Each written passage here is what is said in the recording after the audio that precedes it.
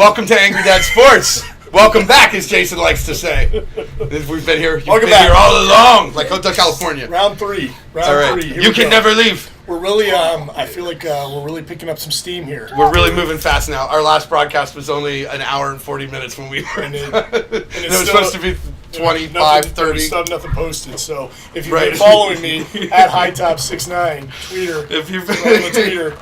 If you've been able to see any of these podcasts so far or listen to them, then you've been able to travel in time because they haven't been posted They don't yet. exist yet. But we're going to launch all three of them at once very soon. I feel like you're all going to be amazed. Yep. All right. Really amazed. So here we go. What are you angry about Angry. today? I started last As an time. angry dad. No, I started last time. Don't. You're good. You know what? And they're going to see this. Your lies. You continue to do this. By the way.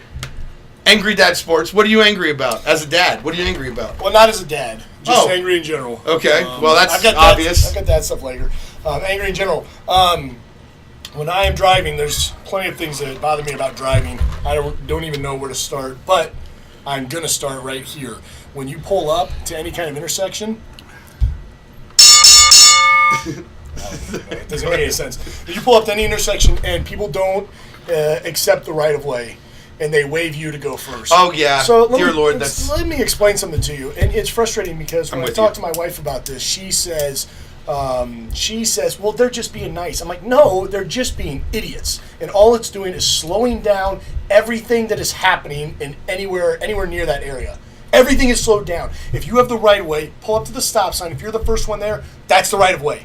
Fucking go. It's not difficult. I swear to God, it's so easy. When I pull up and I see people waving me on, oh no, go. And then I start to go, and then they start to go, motherfuckers. Like, if you have the right of way, fucking go. Please. All right. I don't think that's too much. I just had this situation the other day, and I have to say, I wasn't quite as passionate about you, or as you were about it. But I was frustrated. And I think I yelled to Tina, why doesn't anyone understand anymore when you have the right of way? Yeah. And then, of course, people were honking at me because I wasn't going because I'm so angry. Yeah. Then I'm the jerk. So, there's a price to pay, I guess.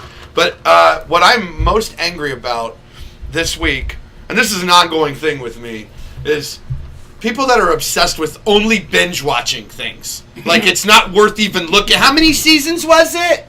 Oh, it's the first season, but it's really good. Oh, I don't start watching until I've heard 3 seasons are good, so I don't overcommit, and then so I can binge watch it in a weekend. And I'm just like, man, it really was awesome when we used to wait for things to come to us. Yeah. When we used to be able to have some kind of like other feelings of excitement before we were able to receive the gift, like Christmas. So anyway, so that makes me angry. I'm with you. When I hear that kind of stuff, and that people won't give things a chance unless it's, 3 to 5 to 8 seasons, which doesn't necessarily mean it's good anyway. Yeah. So, all right, there we go. There's plenty of things that after the second season got really shitty, but the first 2 seasons were amazing. Absolutely. No doubt. So, moving on. There's our anger. I tried. Next topics. Next topic. No, topics aren't up. It's rapid fire. Oh, right. Next segment. Next segment is rapid fire. Simulating. Rapid fire. Yeah. We're going to go ahead with rapid fire and start with Mr. Freeman. We're going to try something new this week. It turns out that in the last one, if you watch it, you will see that it turns out I talked a lot more than he did. No one would ever think that you would talk a lot. To try to remedy People this, say to me. To try to remedy this, not right. We're going to go back and forth with our rapid fire. So exciting! I know we're switching our format. We hope the audience, we hope the test audience likes it. We'll figure it out. We do it for you guys. I mean, that's the bottom line. That's why. Just basically, I was editing it and I got annoyed because Jason just goes on and rambles on and drones on and on. All right, so we're going to start with Kentucky. I'm still a little bitter over Kentucky beating my Ohio State Buckeyes a handful of years ago in the tournament. It made me furious, but amazing team, dominant team. As I said on the last podcast, which on episode 2, I talked about Kentucky actually being pretty dominant, and Michigan. I said both of them that he was undervaluing them. Michigan, who lost to Penn State. So anyway, we're going to talk about the Tennessee and Kentucky game and the takeaways from it. pretty impressive performance by Kentucky. Absolutely. Dominant performance. Absolutely. I know that during the game, the Kentucky fan base was shouting overrated, which this is kind of as much as I abhor. I hate that. Calipari. I love the fact that he yelled at them. He said, guys, knock it off. They're not overrated. They're a great team. He's a piece of crap, but he's trying to be a better model. Role model. Well, whatever you think his motives were, I think it was do not blow up my boys' heads too big right now because I need them to be. I need them to not over or underestimate who we're playing in the tournament because we expect to win the whole thing, which I don't think is a stretch. I think is a definite possibility the talent they have. And right now you're getting them at 8-1. If you're looking at futures bets, 8-1 on Kentucky, I think that's about as good as you're going to get. A bigger favorite than Gonzaga right now, which I think is crazy, but warranted, absolutely warranted the way they're playing. 9-1 in the last 10, winning by an average of 15 points. SEC, it all depends on how strong you think the SEC is. Kentucky's in the Final Four, in my opinion. I think that they have. They have as good of a chance as anybody. They have as good a chance as anybody. And we made it through it. Next, topic number 2. You always lead. I'll always allow you to lead with Duke. Topic number 2. R.J. Barrett. R.J. Barrett for Duke, 4th triple-double. Duke is on quite a run right now. As everyone knows, number 1 team in the country. They're going to be with Tennessee losing. They were already number 1 in the initial committee rankings. What fascinates me about this is that R.J. Barrett gets a triple-double in the game against NC State. Sounds like, he's one of the best players in the country. Of course, he gets a triple-double. He's going to be a top 2 or 3, probably top 2 NBA pick. What's fascinating is only the 4th in Duke history. So we have players in the NBA, amazing. Players in the NBA that are having 10, 15, 20 triple-doubles in a row, whatever Russell Westbrook's numbers. So my question is, and what I think, this goes back to my thoughts about the NBA and college. College is a team sport. The players they actually want to win for the team, and I think in the NBA they're so much more concerned about their own stats. That's why you're seeing more of these triple doubles happen. I think that it's known that Russell Westbrook only cares about his numbers, and I think that I think you don't see it as much at Duke because it's hard to get all of the points, all of the rebounds. Well, provide backup for it's known that Russell Westbrook only. It's said they've said that that's all he cares about. That's a big theory amongst NBA pundits that Russell Westbrook. No, I just mean it's not really a proven fact that that's all he cares about. Tends to be selfish. He's very conservative. All superstars tend to be selfish. I think that he's a little bit. Which leads us to the very next topic. That's it. You got nothing about it, huh? Oh, I do. Well, it's on the tail end. I don't care what you leads us to Mark Walton, another superstar. Bengals 4th round pick last year. He has got an altercation with a woman by a parking garage. He's blocking allegedly he was blocking the parking garage, and they yelled at him, and the woman was filming him. And none of us like being filmed, to be honest. Everyone sucks who starts yelling at somebody in public and holding a phone, filming them in their face. Yeah. Not to stand up for him in any way, but it's just kind of a shitty new thing that everybody tends to do. I'm going to catch it on camera in case, whatever, especially with a celebrity. Maybe they recognize he had money. Who knows? It's irrelevant. He acted like an idiot. And doing anything, getting out of your vehicle, doing any kind of altercation with anybody, grabbing their cell phone, even if they are pissing you off, when you are set to make millions and millions if you just keep your head down, work hard, and do your thing. It's absurd to me. It's idiotic. I agree with that, but I do think that this is a bit over the top. Saying these battery charges because he grabbed her phone. They both have these little scratches on their hands from grabbing his phone. It's not like he hit it. Well, I just think if she recorded it, then they're going to have an account of it, and that's great. I know, then it's all easy. I just think it's become a bigger deal because he's an NFL player. But the point is that he did it, and just another example of this mess that is the Cincinnati Bengals. Right. The tail end of the Marvin Lewis era. Yeah, let's bring all the criminals in and see what happens. Well, it's not working. Thank God Marvin Lewis is gone. The Bengals are a joke. Let's talk about the ownership being terrible too, just real quick. Absolutely. Yeah, they're not trying, unwilling to actually spend money. Unwilling to spend money. They're very, very. They're completely fine with being mediocre. Which is what they are. Total joke. Rapid fire number 4, NBA All-Star Game. Do we even give a shit? I don't personally. From a fan perspective, and there was a lot like the dunk contest, 3-point. There was a lot of stuff that happened like that. This was my topic. There was a lot of stuff that happened last night that I think got he hates the NBA, but he got always pumped wants up to talk about the about NBA. But I just think that this All-Star game, who cares? It doesn't have any bearing on anything. I think All-Star games in all pro sports are completely worthless. Not at all. You're wrong. Stick to the contest. Stick to the dunk contest. Stick to the 3-point. That stuff was interesting. You're wrong. You leave me 33 seconds for this. I'll tell you this much. First of all, the Major League Baseball All-Star game, everyone plays their hearts out as they're playing.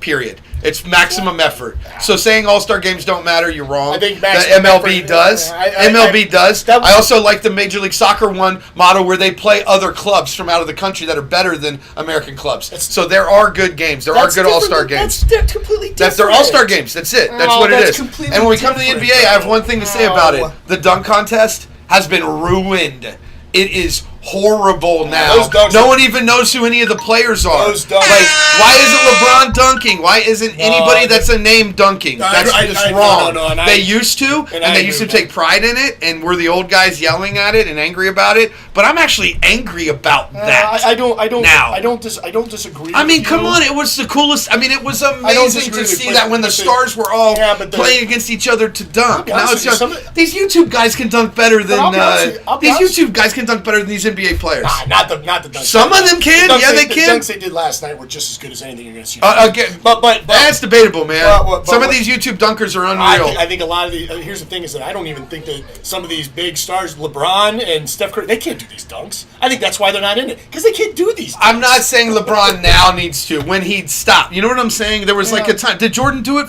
Jordan did it till Jordan. Come on. It's a different NBA. There's no doubt about that. But I thought the dunks were pretty. Right. It's a weaker. I mean, come on. Take some time to practice a dunk. All right, you got that much talent? I'm outraged for it. 5 or 6. What do you want? Go. Okay, I'd take 5. Go for it. Okay, Tiger Woods. He's never won a Riviera, which we all know. Having a tournament, not a great first day. No, almost missed the cut. Yeah, and but it got hot. This brings up something for me. Yes, it got hot. This brings up a question for me. As athletes, like with the golf course, the courses are obviously half of the challenge. It's like that's part of the chess. That's half the chessboard is the course, right? Absolutely. If you know the pitfalls and you know how to succeed on it, if you hit it well. But here's my thing: how does a guy as talented as Tiger, not play it well, have a horrible opening under all this scrutiny now as like this aging? He's the dinosaur. He's the aging veteran. And then get as hot as he gets. How does that happen? That's my take on it. I don't want to talk about he's an amazing. I mean, he's Hall of Famer, legendary, one of the best of all time. Period in any sport at their sport. Yeah. But what do you say about that? How does that happen? That he has such a bad day opening. I think that's all golfers. No day is the same. You can know the course back and forth, but that doesn't mean that every single round is going to be good. The slight wind changes make a huge difference. Slight grass cuts make a huge difference. So much stuff comes into play when you're talking about a golf acts of God course. The weather, that's huge. I mean, it's true. It's a way to some players play better in the rain acts than others of God. Do. But I think that with Tiger, I think that what this shows me is that he's still got a good amount in the tank. What this shows me, golf is nice because you can play it for a long. You're right, and what this shows me is we're flying through topics. Yeah, we're doing pretty good. Real quick with Tiger, does he catch Jack Nicklaus? Needs 4 more majors. Yes. I say no. Catch Sam Snead only needs 2 more tournaments. I say he beats Sam Snead, and here's my take on this. I agree. He catches Nicklaus and tries, but does not beat Nicklaus. I disagree. That's my take. I think he's got some left in the tank. I don't think he has 4 more majors in him. The youth movement in golf, these guys they're just too good. Back when Tiger was dominating, there wasn't as many. The youth movement everywhere is too good, but guess what? Yeah. He's been there. Absolutely. I mean, Nicklaus played late, too. Nicklaus was... I challenge you to this. What did Nicklaus win? What majors did Nicklaus win? What tournaments did he win in the last handful of years of his... He did win. It wasn't just placing and sticking in or hanging around. No, he did win. I just don't think... I don't think Tiger's got 4 more majors in him. I think he's got 2 more tournament wins, beat Sam Snead. I agree with that.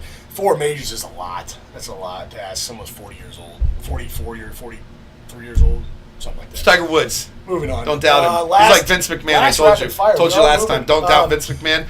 Don't doubt Tiger Woods. Alliance of American Alliance of Football, American Alliance, AAF. This is really AAF. sad. So here's the thing, man. I am all about this. I don't mind the AAF. I think it is. I like it. What do you mean about it? I told you I liked it. The 8 o'clock game, I tried to tune into 8 last night, but I could not. What I think is going to hurt is that they had a date night. They've tweaked these rules to try to make it more offense, faster games, more scoring. And look at these games yesterday.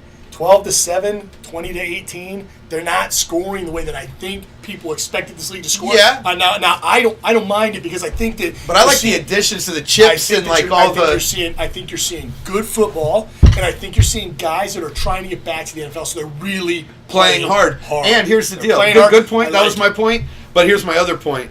Have you seen the app?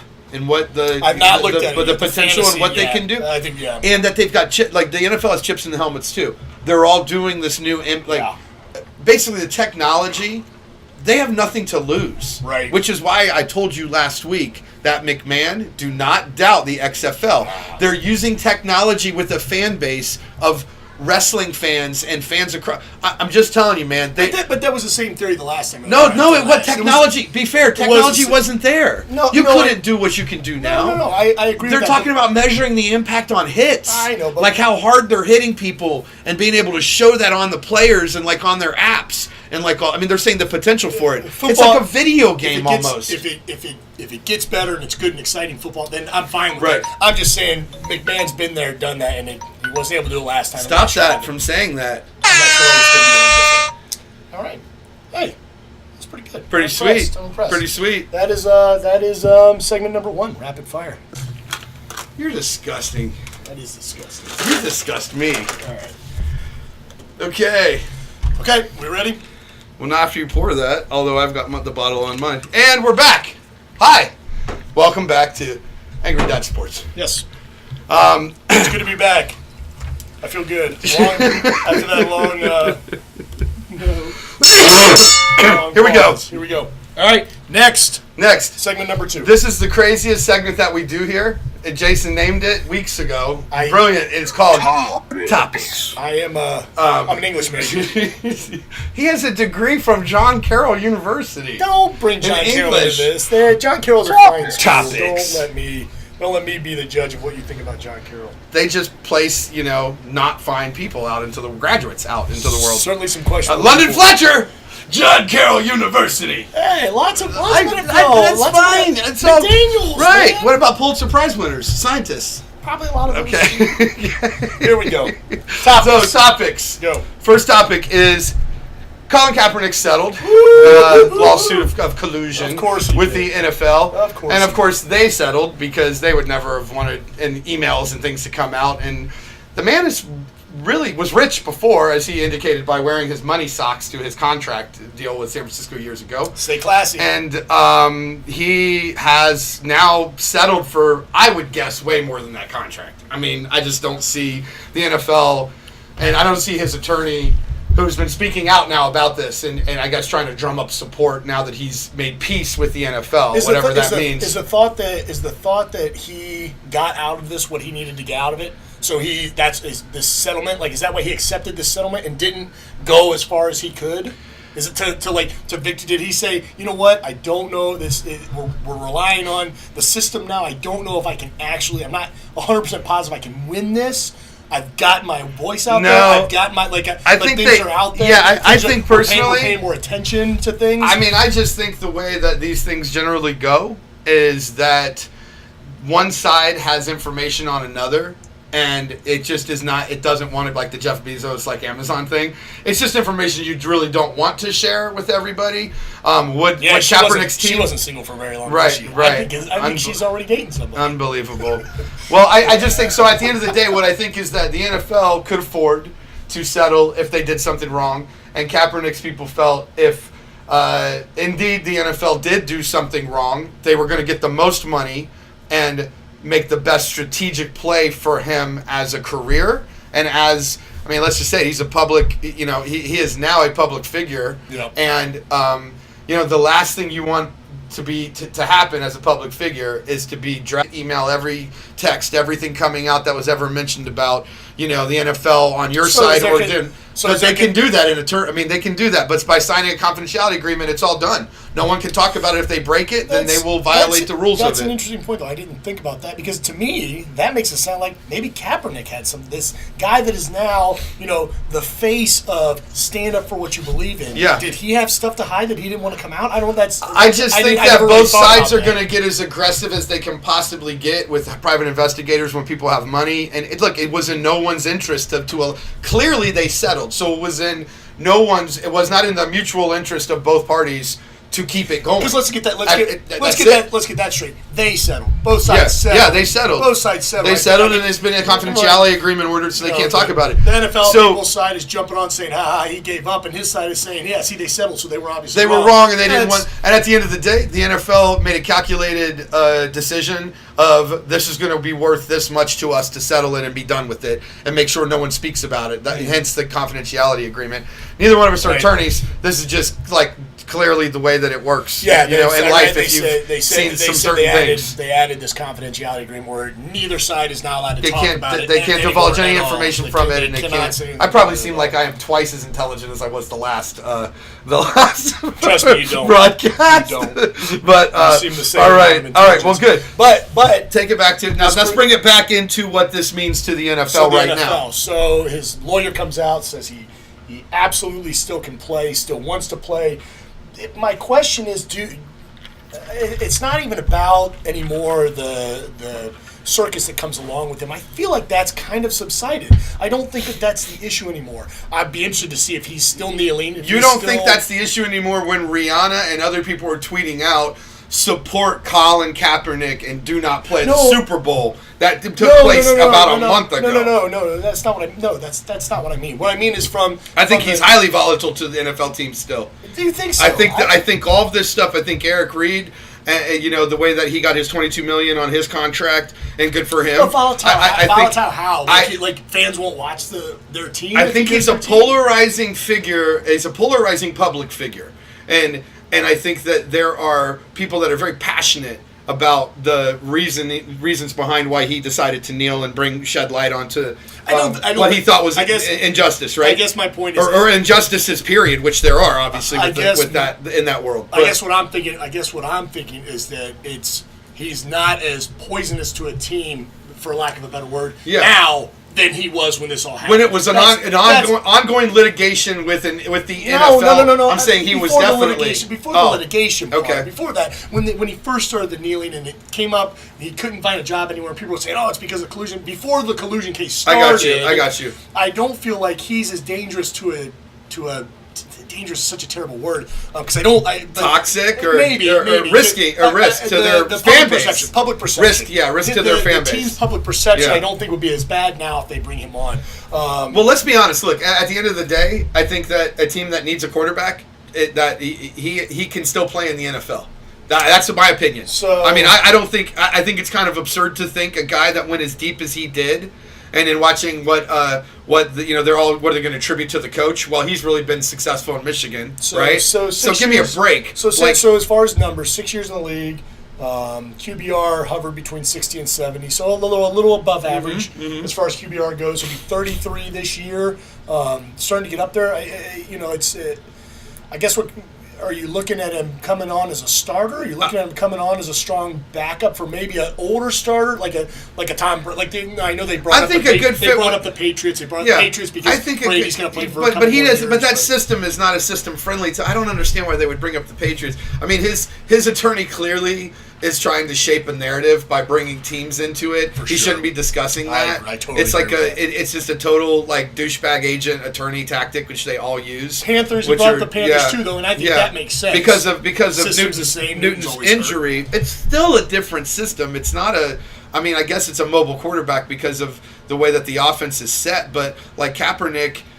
There needs to be more play action. There needs to be that's a whole other. I guess what I don't want. I don't mind Kaepernick coming back to the league. I'm not going to get into a political discussion about his beliefs and what he did and why he did them and whether I agree with it or not. That's not the point. What I'm saying is that I don't want this to start all over again. I'm sick of hearing about how these teams don't want him because of all this stuff he did. That's what I'm worried about. I don't want to hear any more of it. I either want him to get on a team as a backup or as a starter, or just not even try out anymore. Well, the AAF had discussions with him. And he clearly wasn't interested in going down. Well, he wasn't interested because they were paying the same amount to everyone. He wanted more money. Oh, sure, of course, and I wouldn't either if I was in his position. Especially, look, he's definitely worth more than $250,000. Here's the real question: will Colin Kaepernick ever be on an NFL team again? And I say yes. I say yes as well. Yeah. Will he be on an NFL team this year, 2019? I say no.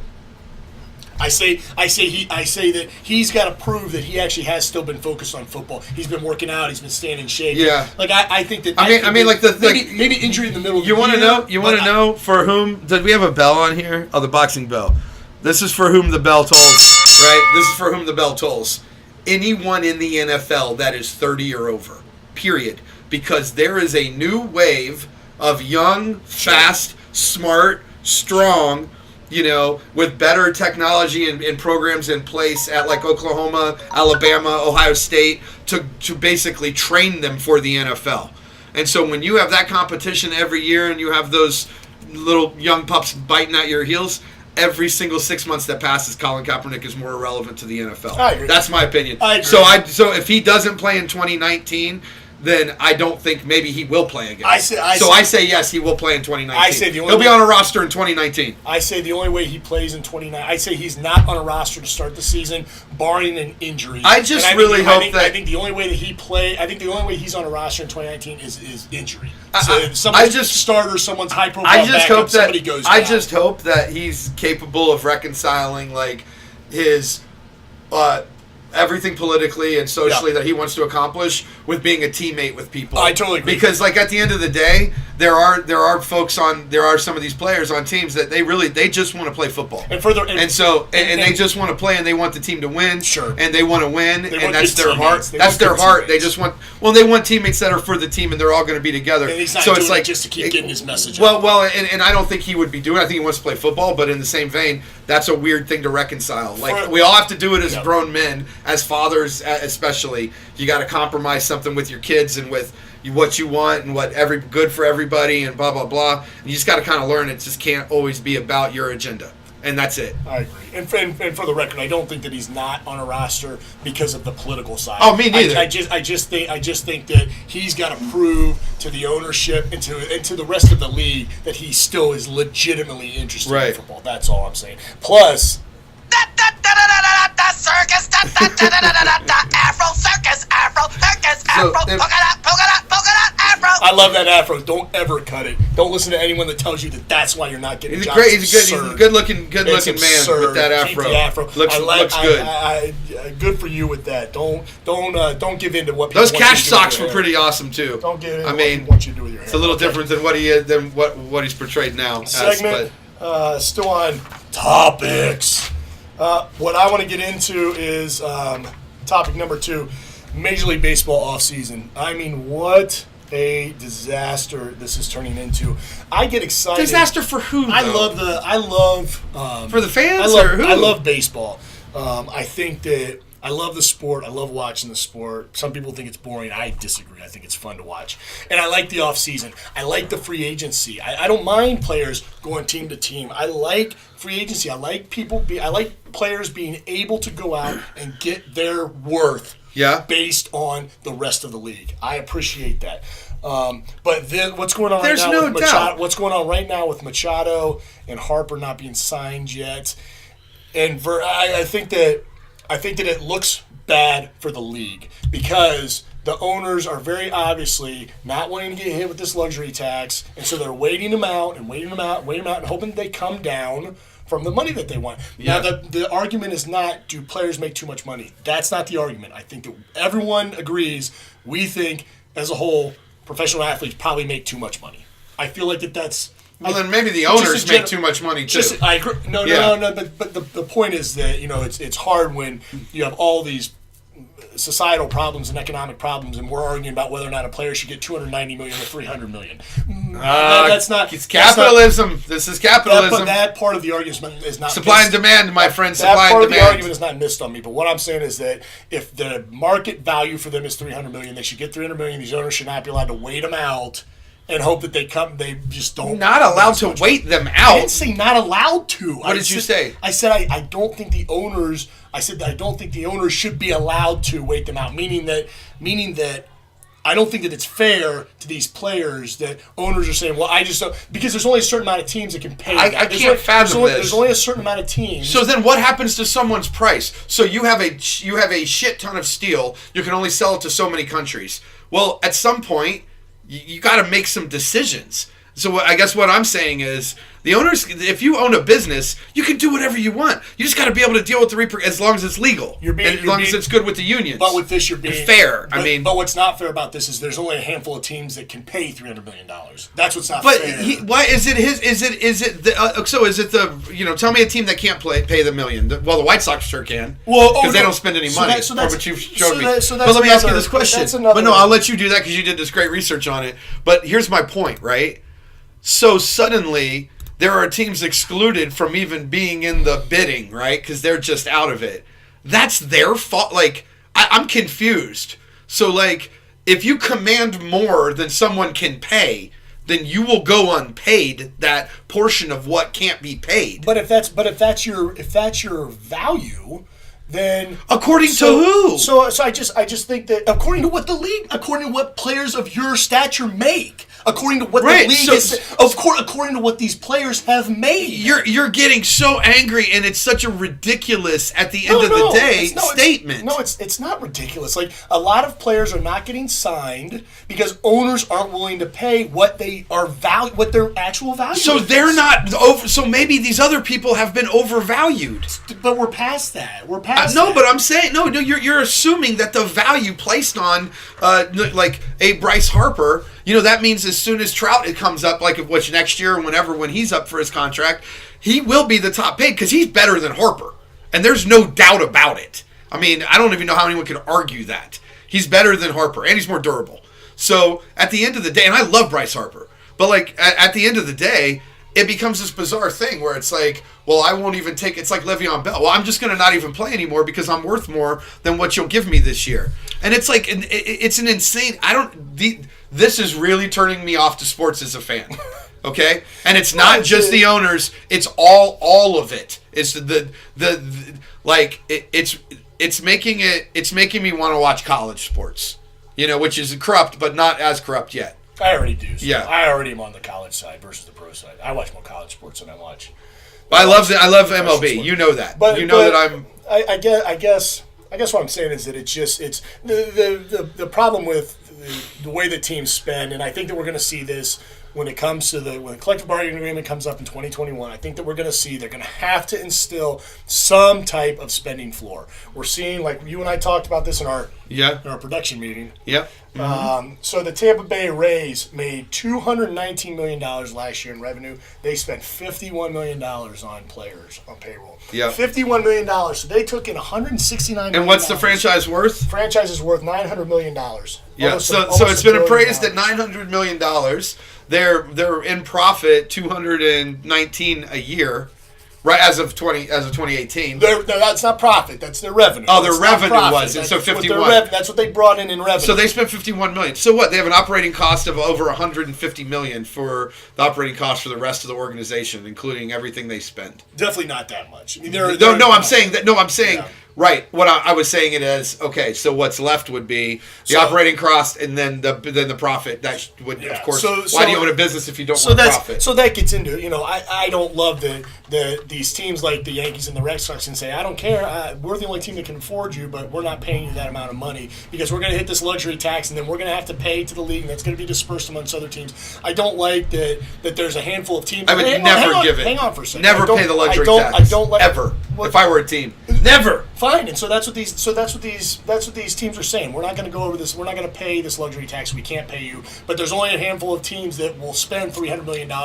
I don't like that this handful of teams is holding these players hostage and saying we are not paying that. But what I think is even worse is the fact that we're allowing teams, the White Sox, I brought this up to you, the Chicago White Sox made $266 million last year in revenue.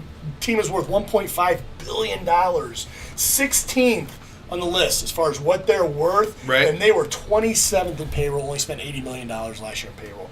That is ridiculous. I think that I'd be furious. If I'm already furious, I'm a Reds fan. I'm already livid. Although the Reds spend a lot of money. As a fan, they just are terrible at Reds spending. are the opposite. The Reds spend a ton of money. They're awful at it. 30th in their worth, and they spend the 17th most. Can you imagine? Most money. 16th or wait, what? Well, good work, boys.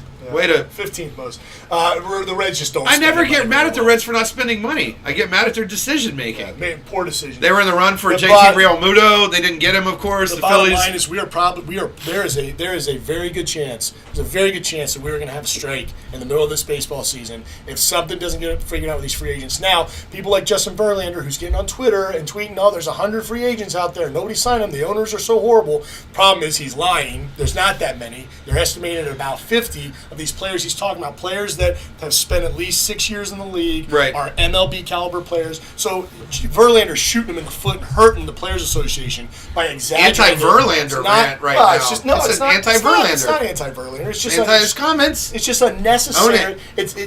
His comments were like the slug to this will be Verlander. No, BS sucks. BOS. Justin, I don't like you, but I agree with his statements. The problem is there's no reason to exaggerate. I like Verlander. No reason he paved his career the right way. Up in Detroit, busting his... come on, I like Verlander. Wins the World Series, MVP, and marries probably the hottest... And he's not a young guy. He's a guy he's an old guy. I like the old guys. I know. Give the guy some credit. credit. I didn't hate him, but... I'm sorry, I don't hate him. But I just think that he shot himself in the foot by exaggerating. And I love Harper, big Ohio State fan, big Ohio guy. It was unnecessary. Verlander's got some pull now in the league. He's been around as a veteran, like you said. He could have done this better. He didn't have to, and I think social media hurts a lot. But maybe it's calculated. Who knows? But I'll say this. Jason's last piece on this.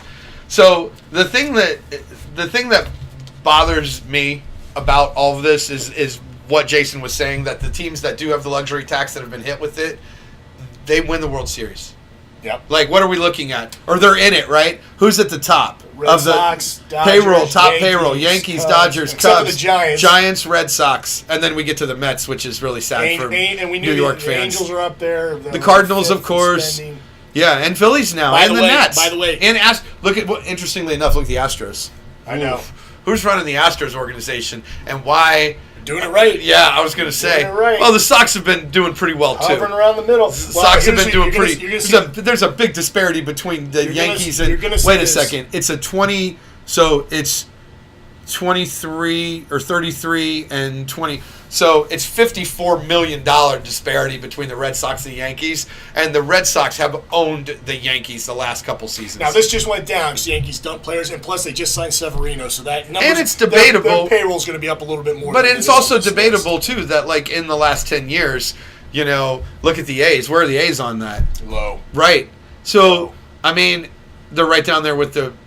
The Reds. I'm so sad about the Reds. They have the A's. It just makes me sick. Worth $1.02 billion. Only spent $83 million on payroll. So the A's are decent. I mean, Billy Bean's got his own. That's his own. That's a whole different thing. That's his own thing. It's an L. In the end, I think that they're going to have to figure something out with Major League Baseball. This free agency thing, I think, has just turned into a real mess for the league and for the Banana! That means we're getting toward the end of the show.